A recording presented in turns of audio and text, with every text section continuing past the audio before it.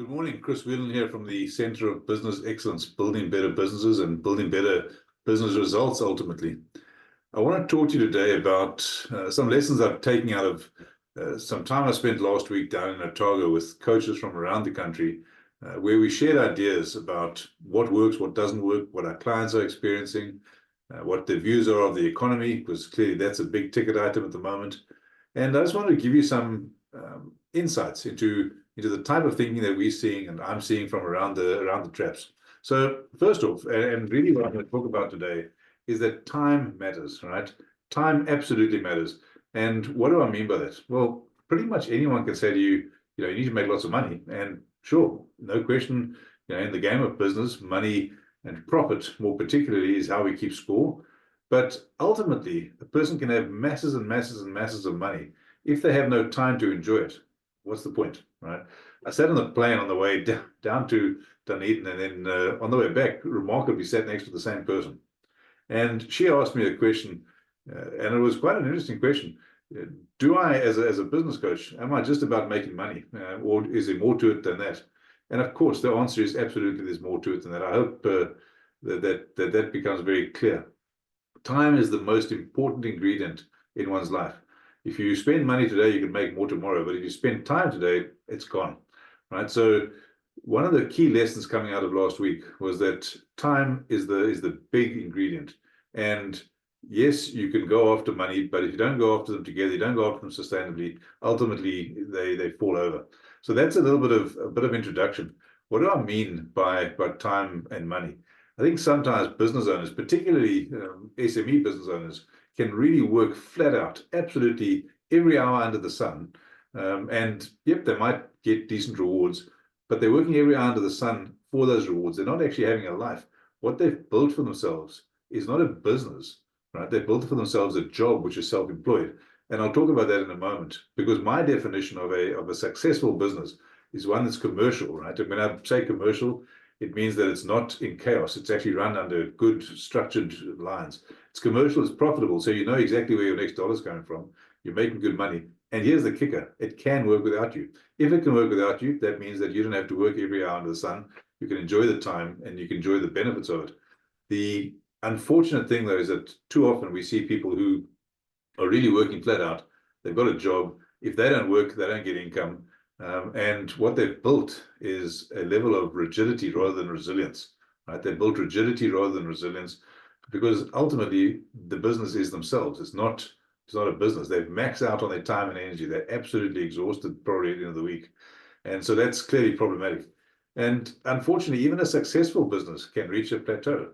And that's where you need to then break through to the next level. You need to push on beyond where one's been.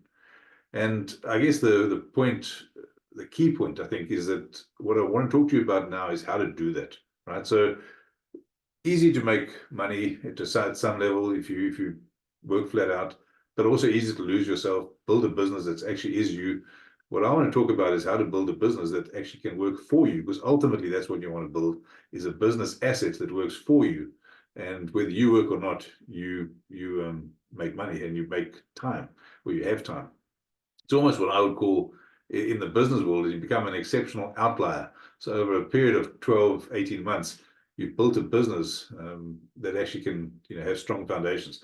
And actually on that point, what we also see is that over 5 to 7 years, a person can build a business depending on where they start from, where the business is entirely independent, and they can then go and repeat it. So let me just chat then a little bit about what that means and about how to do it, because I think that's probably the next step.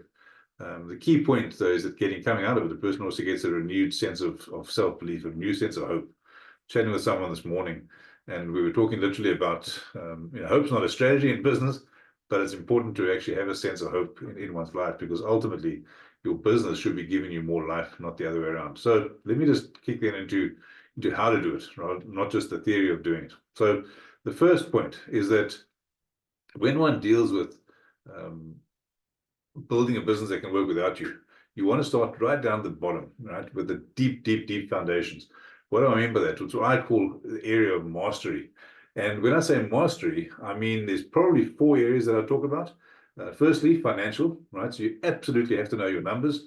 And That means you know your break-even point, and it means you know your profit and loss numbers. It means you know your reporting. It means you have a KPI dashboard, some kind of dashboard that allows you to run the business. It means you have a process that tests and measures things. So first point of mastery is to make sure you know your financial numbers. The second point, and say second point, it's probably could do it the other way around, I suppose, is to know where you're going, know the destination you're trying to build, what it is that you want to achieve. And knowing that destination, knowing the goals you've got, you then build the financials around that as well. The third area is, some people call it time mastery. I tend to call it self-mastery, because we've all got 168 hours in the week. You can't master time, but you can master yourself. So that's the third area of mastery. And then the fourth area is actually delivering the basics of your service, right? Doing it well, doing it consistently, knowing exactly each time how to do it. And the way to get that right is to set up a very clear flow-charted process. It's not in your head, it's out on paper so that everyone understands it. So get those 4 areas of mastery right: your financials, your goals and your direction, your mastery of yourself, and your mastery of your delivery. Then you've got a strong foundation. Beyond that, right, you then want to get into different areas and you can start building on it. What I call marketing, when you find your unique selling proposition, your marketing plan. Beyond marketing, you want your systems, because your systems, remember, are the ones that run your business, and you write simple business systems, nothing over the top. The third area is a team, and when you have a team, you want to recruit not just a mediocre team. If I were to ask you today, would you employ all of your team again? Many people say no. What you want is a great team that runs the business using the systems that you've developed previously. The fourth or fifth area, I think it's called synergy in the methodology that I use. That synergy level is where you employ a general manager, and he or she then can run the business, run the team runs the systems. You as the business owner have time, right? And what that gives you is the results that you want. So when I talk about time being the most important thing, right at the top of that pile is where the business owner, you as the business owner, have time. You've done the work, you've got the mastery of the business right, you've built good systems, you've employed a great team, you've then perhaps gone to the point of having a general manager. Get that right, and you have the time that you need. And really, that's probably as much as I wanted to talk about today, getting those elements in place. And I want to encourage you, and this I think is really where I started, and I've rambled a bit, I'm conscious of that.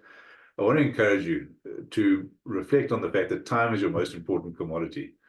If you're feeling like you haven't got enough of it, or you're feeling like you get to the end of the week and you flat tack, or you might be getting the money you want, but you just don't have the time to enjoy it, and you're exhausted. That's where someone like myself can kick in and help you to get that mojo back in your life. Give me a shout, jump onto the link, book some time in my calendar. I'd be very glad to walk you through what I've just outlined now. What I call the 6 steps, if you like, to a profitable business, right? It's the 6 steps to a profitable business, and it's a profitable business that works without you, gives you the time. Let's have a chat. You've got nothing to lose, and I really would encourage you to keep reflecting on the fact that use the methodology to get yourself time and have a fantastic week. All the very best. Cheers. Bye-bye.